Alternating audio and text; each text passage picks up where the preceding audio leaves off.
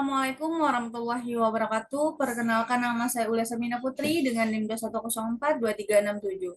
Saya berasal dari program studi Ilmu Administrasi Negara.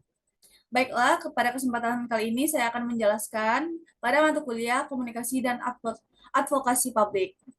Pada pertemuan kali ini saya akan menjelaskan pertemuan pertama, yaitu tentang proses komunikasi termasuk unsur-unsur komunikasi.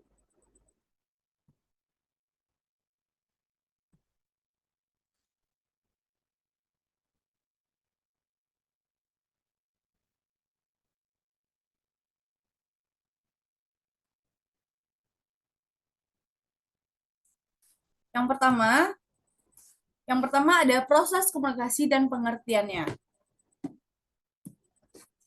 Proses komunikasi adalah aliran informasi, gagasan, perasaan, atau pesan antara satu atau lebih melalui pihak berbagai cara atau saluran dengan tujuan untuk memahami berbagai informasi atau mempengaruhi orang lain.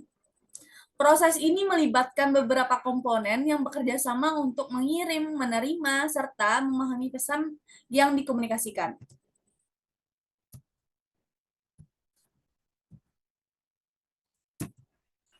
Selanjutnya ada pengertian komunikasi menurut para ahli. Yang pertama ada Wilbur Scrum. Wilbur Scrum adalah salah satu tokoh besar dalam bidang komunikasi. Menurutnya, komunikasi adalah suatu proses yang melibatkan pengiriman pesan dari pihak kepada pihak lain dengan mengharapkan pesan tersebut dipahami. Yang kedua ada Harold Laswell. Harold Laswell mengemukakan konsep komunikasi sebagai siapa mengatakan kepada siapa melalui saluran apa dengan efek apa. Ini menekankan pentingnya pengiriman pesan, pesan itu sendiri, penerimaan pesan, saluran komunikasi, dan dampak komunikasi. Yang ketiga ada David Berlo. David Berlo mengembangkan model komunikasi yang mencakup elemen-elemen seperti pengiriman, pesan, saluran, penerima, dan umpan balik. Menurutnya, komunikasi adalah suatu proses yang melibatkan penyediaan, pengiriman, penerimaan, penyajian ulang, dan interpretasi pesan oleh pengirim dan penerima. Selanjutnya ada alur proses di dalam komunikasi. Yang pertama ada pengiriman atau sender. Pengiriman adalah individu atau entitas yang memulai proses komunikasi dengan merumuskan dan mengirim pesan kepada penerima. Selanjutnya ada pengirim. Pengirim memiliki niat atau tujuan dalam mengirim pesan yang bisa berupa informasi, gagasan, perasaan, instruksi, atau pesan lainnya. Yang kedua ada pesan atau message.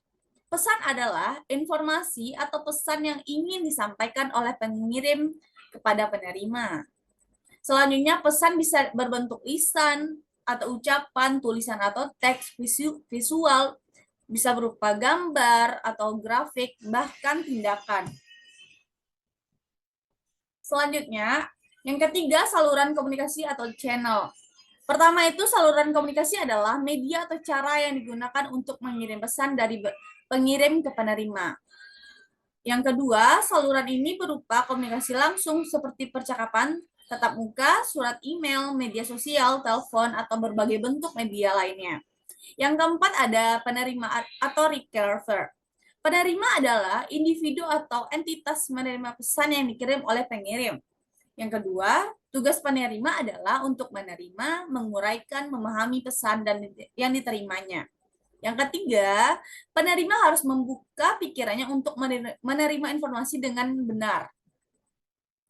Yang kelima ada umpan balik atau feedback. Umpan balik adalah respon atau tanggapan yang diberikan oleh penerima kepada pengirim setelah menerima pesan.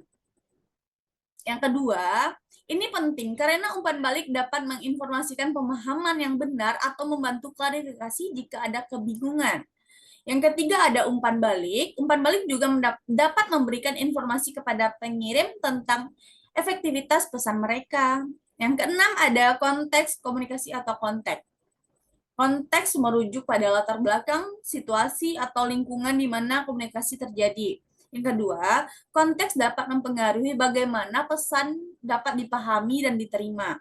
Misalnya, pesan yang sama dapat memiliki makna yang berbeda dalam konteks yang berbeda.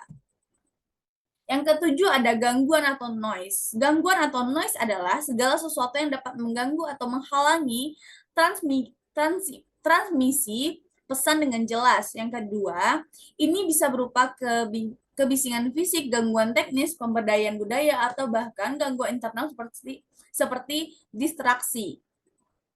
Yang kedelapan ada tujuan komunikasi atau purpose. Setiap komunikasi memiliki tujuan tertentu seperti informasi, persuasi, instruksi, atau hiburan. Yang kedua, pengiriman atau penerima harus memiliki pemahaman yang sama tentang tujuan komunikasi agar pesan berhasil mencapai tujuan tersebut.